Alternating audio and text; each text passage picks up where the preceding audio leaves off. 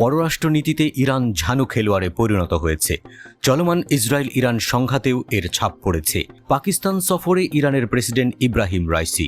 উত্তর কোরিয়ার প্রতিনিধি দল এসেছে ইরানে, আর ইরানের শীর্ষ নিরাপত্তা কর্মকর্তা রয়েছেন রাশিয়া সফরে।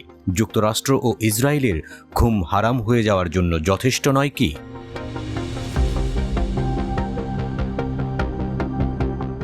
ইরানের সুপ্রিম ন্যাশনাল সিকিউরিটি কাউন্সিল এর সেক্রেটারি জেনারেল আলী আকবর আহমাদিয়ান রাশিয়ায় একটি গুরুত্বপূর্ণ সফর শুরু করেছেন, যেখানে তিনি দুটি প্রধান আন্তর্জাতিক নিরাপত্তা ফোরামে যোগ দেবেন। উপস্থিত থাকবেন উন্নয়নশীল দেশগুলির ব্রিক্স গ্রুপের কর্মকর্তারা, আর সেখানেই ফিলিস্তিনের বিরুদ্ধে ইসরায়েলের আগ্রাসন এবং ইরানের সাথে তেল আবিবের ক্রমবর্ধমান উত্তেজনা সম্পর্কে জানাবেন। রাশিয়ার সর্বোচ্চ জাতীয় নিরাপত্তা পরিষদের সচিবের আমন্ত্রণে ইরানের সর্বোচ্চ নিরাপত্তা কর্মকর্তার এই সফর অনুষ্ঠিত হচ্ছে।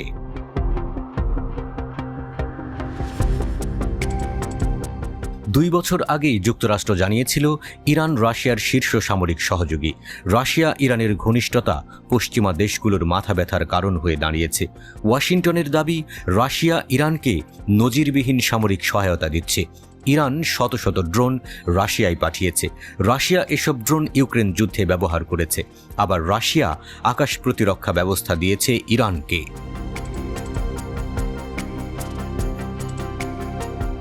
মার্কিন, ইউরোপীয় ও মধ্যপ্রাচ্যের গোয়েন্দা কর্মকর্তারা নাম প্রকাশ না করে বলেছেন, রাশিয়া তার মিত্রকে উন্নত যুদ্ধবিমান ও আকাশ প্রতিরক্ষা ব্যবস্থা দিয়ে সাহায্য করার প্রতিশ্রুতি দিয়েছে।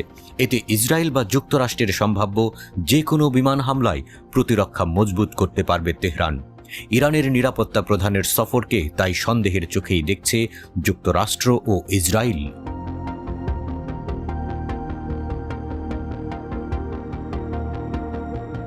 তবে ইরান এই দুটি অনুষ্ঠানে উপস্থিতিকে নিপীড়িত ফিলিস্তিনি জাতির দুর্দশার উপর আলোকপাত করার একটি সুযোগ হিসেবে দেখছে, কারণ তারা গাজায় ইসরায়েলের বর্বর আগ্রাসনের বিরুদ্ধে লড়াই করছে।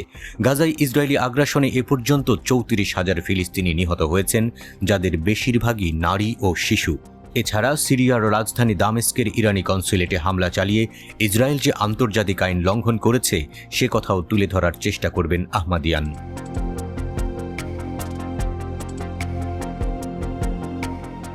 সাম্প্রতিক বছরগুলিতে ইরানের বিরুদ্ধে ইসরায়েলি সরকার যে অপরাধ করেছে সে সম্পর্কেও আন্তর্জাতিক অঙ্গনে সচেতনতা বাড়াতে চাইবেন। বিশেষজ্ঞরা বলেছেন যে আক্রমণগুলি আঞ্চলিক নিরাপত্তা ইস্যুতে একটি প্রধান খেলোয়াড় হিসেবে ইরানের প্রোফাইলকে ভারী করেছে এবং ইসরায়েলি শাসনের দুর্বলতা উন্মোচন করেছে।